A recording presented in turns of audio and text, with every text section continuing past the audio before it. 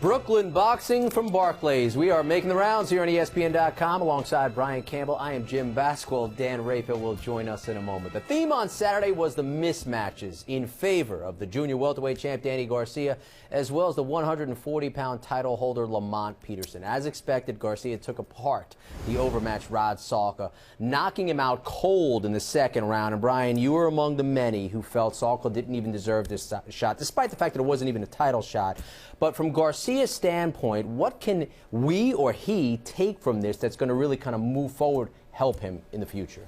Not much, Jim. You know, I wish I can come here and not have such a negative response to this, but all of the buildup for this fight that was negative, it was justified in the way that the card played out, and specifically this main event. Because Salka, the unranked lightweight, moving up in weight, not a lot of power, not a lot of experience that would necessitate for him to be in the spot. He took a beating there, and that was a scary way that fight ended, the way he was knocked out. He could have gotten hurt. Look, he's a big boy. He took the career-high payday. He stepped into this fight, but this does not do a lot for Danny Garcia. He was on the show a week ago, you know, very honest with us, telling us essentially, Jim, look, I'm in a no-win situation with this. And I think he was, and it played out that way, because if he looks bad, he gets the criticism. He did the complete opposite. He destroyed this guy, and outside of adding another sort of highlight reel knockout that you can put in his sizzle reel, this doesn't do really at all, you know, much for sure. On the critical side, anything for him. It comes off like a waste of time. ESPN boxing insider Dan Rafael. Peterson took apart journeyman Edgar Santana by way of a 10th round knockout. What did you take from this one-sided victory?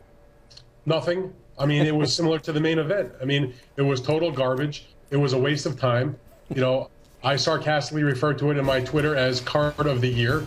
And it wasn't just the Peterson fight. I don't fault Lamont Peterson. Listen, he got $400,000 for what amounted to an easy sparring session. Danny Garcia got $700,000 for that nonsense against Salka. But I don't blame the boxers. But you don't take anything away from the entire card from top to bottom was completely direct. They did 9 fights. The blue corner was 9-0. The blue corner won basically every single round of every single fight. There were about 42 rounds of boxing, or less if the knockouts count, of completed rounds of fighting. I think maybe the opponents, the B-sides, won maybe 5 rounds at most. You're talking about nonsense. You don't take anything from it. The boxers take home paydays. What we should have been seeing on Saturday was Lamont Peterson against Danny Garcia. They both won, and then after the fight, it didn't sound like either, while they didn't say they wouldn't take the fight, it certainly didn't sound like either was begging for the fight. I just don't think we're going to wind up seeing it, which is going to be even more of a shame and make Saturday's terrible show even more of a waste of time. So you guys are on par with your thoughts on the card. Let's turn the page there, look towards the future. Who should Danny Garcia fight next? Well, you know, he should be fighting Peterson. You know, they should have been fighting on Saturday night, just like Dan said. And Dan made another good point here. You know, he doesn't blame Peterson. I don't blame Garcia either for this spot, because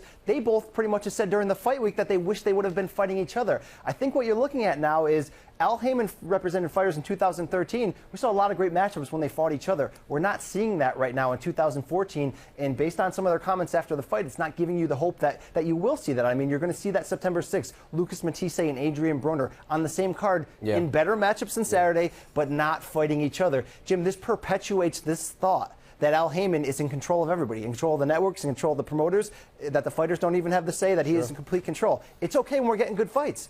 Right now, it's not looking that way. Yeah, he's not giving the fans the best fights they can get. Dan, what are the specific obstacles that could get in the way of a Garcia-Peterson matchup?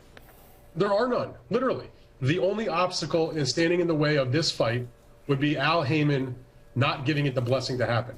You know, if you listen to any interview that Danny Garcia does, he'll be the first to say, Al Heyman picks my opponents. He picked my tough fights. He picked my easy fights. He picks my fights, and I trust him. And Al Heyman has done a good job so far for Danny Garcia, because the kid's undefeated, and he's had some tough fights against Matisse, against Amir Khan, and fighters like that, but he's come through in good fashion. He's only been working with Lamont Peterson for the past few fights, but so far so good. So if Al wants the fight to happen, the fight will happen. Showtime wants to buy the fight. They said they would have liked to buy the fight for Saturday night. They didn't get it. They agreed to then take the piece of junk instead. And if Al brings this to them, he'll probably buy it. That's the only thing standing in the way of the fight happening. You kind of wish that some of these fighters had some more influence on who they step in the ring again. They each dominate in Brooklyn, perhaps setting the stage for Garcia and Peterson, perhaps, as they hope to step in the ring against one another. We hope, that's for sure. For Dan Rafael and Brian Campbell, I am Jim Basquil, and we are making the rounds right here on the boxing page of ESPN.com.